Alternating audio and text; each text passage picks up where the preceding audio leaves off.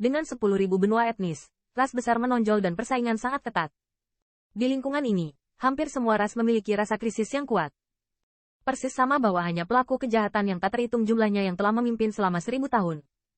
Di benua 10.000, faktor paling kritis dalam menilai ras puncak adalah pembangkit tenaga listrik teratas. Perlombaan dengan pembangkit tenaga listrik teratas belum tentu merupakan ras puncak. Namun, tanpa pembangkit tenaga listrik teratas, posisi ras puncak tidak dapat diselesaikan. Namun, ada pengecualian untuk semuanya.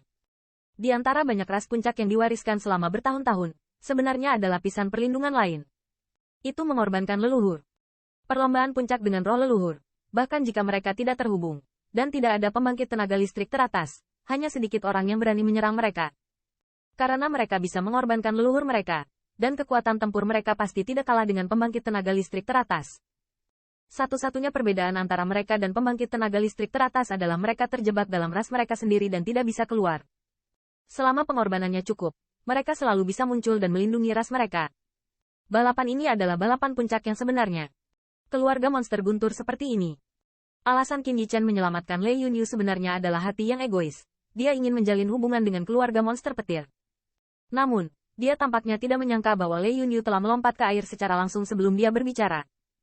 Dengan janjinya, apalagi membantu, bahkan jika Qin Yichen membayar mahal, selama dia tidak menyentuh intinya, dia bisa setuju. Melihat bahwa dia baru saja berjanji, Qin Yichen berjanji. Pembalikan ini juga mengejutkan Lei Yunyu. Awalnya dia berpikir bahwa Qin Yichen harus membuat keputusan sebelum membuat keputusan. Tapi dia tahu pusat perhatian seperti apa yang dimiliki pemuda ini di benua 10.000 etnis. Dapat dikatakan bahwa dia adalah salah satu makhluk paling mempesona dari generasi muda di seluruh benua 10.000 etnis. Yang paling penting adalah identitasnya yang mengerikan telah memberinya aura yang tak ada habisnya. Meskipun aura ini dapat menyebabkan kecemburuan pada beberapa pikiran lain, ada juga ras yang tak terhitung jumlahnya yang mencoba menyenangkannya. Lagi pula, siapa yang tidak ingin berpegang teguh pada paha ini sebagai ras dewa? Setelah aku pulih sepenuhnya, aku akan mencari Fury Thunder Apple lagi dan membawanya pergi. Ketika saatnya tiba, kamu pergi ke guanya dan mencuri seekor anak untukku. Namun, Lei Yunyu tidak terlalu banyak berpikir. Ketika dia melihat Qin Yichen setuju, dia hanya mengatakan rencananya. Bisakah ini dilakukan? Melihat wanita ini dengan ekspresi gila di wajahnya, wajah Qin Yichen tidak bisa menahan ekspresi keraguan.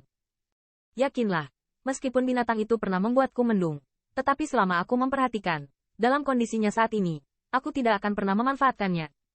Jika Lei Yunyu juga menyadari kehilangan kendali dirinya, wajahnya sedikit positif dan dia positif. Dalam wacananya penuh percaya diri yang membuat sulit untuk dipertanyakan. Saya pikir itu masih agak tidak bisa diandalkan. Aku hanya anak SMP yang suci. Jika saya bertemu dengan perantara suci atau senior yang suci binatang iblis di tengah jalan, saya tidak akan dibunuh di tempat. Qin Yichen melengkungkan bibir, berbisik. Mendengar ini, mulut Lei Yunyu tidak bisa membantu tetapi sedikit berkedut. Utama suci. Pembangkit tenaga junior suci biasa, berani datang ke sini. Selain itu, ketika dia diselamatkan, kekuatan dan ketenangan yang dia tunjukkan jelas bukan yang dimiliki oleh pembangkit tenaga listrik suci junior yang normal. Selanjutnya, mengenai rumor Qin Yichen, dia bisa mendengar beberapa kepompong di telinganya. Yang terakhir memenggal Holy Middle Powerhouse dan mencoba memenangkan rekor Holy Advanced. Dia sudah lama dibicarakan. Ada sarang tua kera guntur yang ganas, dengan radius 100 mil. Tidak akan pernah ada binatang iblis yang tidak berani masuk. Namun, Lei Yunyu tidak pergi untuk mengeksposnya, tetapi berkata dengan sabar. Tidak, aku masih belum yakin. Qin Yichen bahkan tidak memikirkannya, menggelengkan kepalanya seperti mainan, wajahnya takut mati. Melihatnya terlihat seperti ini, meski bodoh, Lei Yunyu menebak bahwa pria ini memiliki gambaran yang berbeda. Apa yang kamu inginkan? Katakan saja. Namun, meski mengetahui bahwa Qin Yichen tidak memiliki rencana, Lei Yunyu tidak dapat memikirkan apapun. Dia memiliki sesuatu yang bisa membuat orang dengan identitas ini lupa. Bagaimana saya bisa membuat saya terlihat seperti bajingan? Melihat Lei Yunyu yang tak berdaya, Qin Yichen tidak bisa membantu tetapi menyentuh hidungnya dan berkata dengan canggung. Karena kamu sangat segar, maka aku akan memberitahumu secara langsung. Setelah balapanmu selesai, aku ingin monster petir menyatakan diri sebagai sekutuku. Namun, Qin Yichen tidak ragu sedikit pun, langsung membuka mulut dan berkata.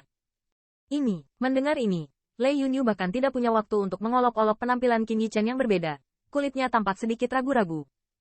Berkomitmen pada Qin Yichen, saling membantu secara diam-diam, dia bisa melakukannya. Namun, dia tidak berani menyetujui pernyataan yang akan menimbulkan reaksi besar. Qin Yichen adalah ras tingkat dewa.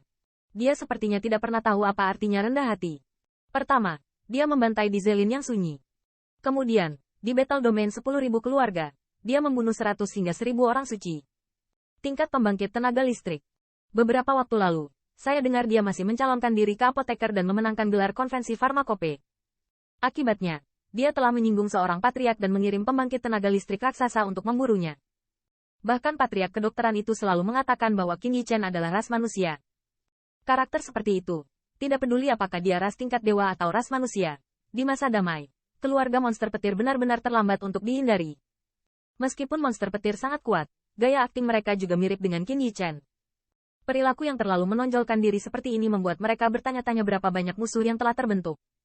Dari fakta bahwa mereka dikeluarkan dari 10.000 domain pertempuran keluarga oleh klan Phoenix, orang dapat melihatnya. Saat ini, perlu menarik pria dengan kebencian yang tidak lebih lemah dari ras mereka. Bukankah ini memicu api? Apakah itu terlalu mudah? Bukankah aku sudah berjanji padamu? Lagi pula, apa yang harus dilakukan jika kamu berani pergi? Melihat pria yang mulai menggelengkan kepalanya dan mendesah, Lei Yunyu hanya merasakan sakit kepala. Jika dia bertemu dengan bajingan seperti itu, dia pasti tidak akan meneleponnya. Tetapi pria ini memiliki anugerah yang menyelamatkan nyawanya, dan dia masih bertanya padanya sekarang. Yah, aku tidak nyaman. Aku tidak mau mendengarkan kaki ini. Aku tidak bisa bergerak. Qin Yichen menggelengkan kepalanya, wajahnya kecewa. Saya tidak memberitahu Anda secara langsung. Saya tidak mempercayai Anda. Oke, aku berjanji padamu. Melihat Qin Yichen, Lei Yunyu hanya bisa menghela nafas pada akhirnya dan setuju.